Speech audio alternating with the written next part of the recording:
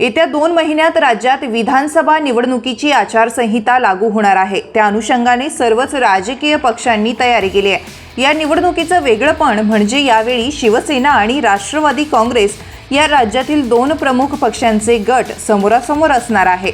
या निवडणुकीत महायुती आणि महाविकास आघाडी कायम राहिली तर महाविकास आघाडीत शिवसेना ठाकरे गट आणि महायुतीत भाजप मोठा भाऊ असणार आहे। निवडणुकीच्या अनुषंगाने सर्वच राजकीय पक्ष तयारीला लागलेत। वरिष्ठ नेत्यांचे दौरे वाढलेत, जिल्हानिहाय आढावा घेतला जात आहे। इच्छुकांच्या मुलाखती, पक्षांचे मेळावे, विविध घोषणा वाढल्या आहेत। पण महाविकास आघाडी आणि महायुतीतही जागा वाटपावरून तणाव निर्माण होऊ शकतो। त्यामुळे ऐनवेळी होणारी बंडाळी रोखण्याचं आव्हान सर्वच पक्षांसमोर असणार आहे। आगामी विधानसभा निवडणुकीसाठी शिवसेना ठाकरे गट महाविकास आघाडीत मोठा भाऊ ठरणार आहे। विधानसभेसाठी आघाडीतील जागा वाटप प्राथमिकदृष्ट्या निश्चित झाले असून शिवसेना ठाकरे गट 110, काँग्रेस 100, राष्ट्रवादी शरद पवार गटाचे 70 जागांवर सहमती झाल्याची माहिती आहे। उर्वरित जागा समाजवादी, शेकाप, डावे असे समविचारी मित्रपक्षांना सोडल्या जाणार आहेत। महाविकास आघाडीत सर्वात कळीचा मुद्दा जागा वाटपाचा आहे, मात्र त्याहून सहज मार्ग निघणार असल्याची माहिती समोर आली आहे।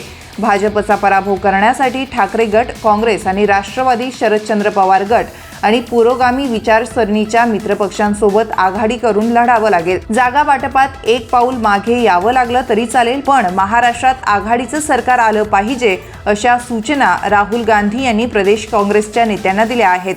शरद पवार यांनी अजित पवार यांच्या नेतृत्वाखालील राष्ट्रवादीची हवा काढण्यासाठी एक पाऊल मागे येण्याची तयारी दाखवली आहे। जिंकू शकेल त्या पक्षाला जागा आणि जिंकणारा उमेदवार या निकषावरच आघाडीतील जागा वाटप केलं जाणार आहे। या सर्व पार्श्वभूमीवर ठाकरे गट आघाडीत मोठा भाऊ ठरणार आहे। ठाकरे गटाला 110, काँग्रेसला 100 तर राष्ट्रवादीला 70 तर डाव्या विचारांच्या विविध पक्षांना उर्वरित 8 जागा असा फॉर्म्युला तयार करण्यात आलाय। विधानसभेसाठी महाविकास आघाडीतील जागा वाटप अंतिम टप्प्यात आलं असलं तरी महायुतीत मात्र म्हणावी तशी प्रगती झालेली नाही। असं असलं तरी भाजपने सुद्धा आता महायुतीत लढण्याचा निर्णय घेतलाय। भाजप महायुतीत 155 ते 160 जागा लढेल असं सांगितलं जात आहे। शिवसेना शिंदे गट 70 ते 75 तर राष्ट्रवादी काँग्रेसला अजित पवार गटाला 55 ते 60 जागा मिळतील असं सांगितलं जात आहे। राज्यात वेगवेगळ्या छोट्या पक्षांची संघटनांची तिसरी आघाडी तयार करून महाविकास आघाडीच्या मतात फूट पाडण्याचा प्रयत्न सुरू असल्याची माहिती देखील समोर येत आहे।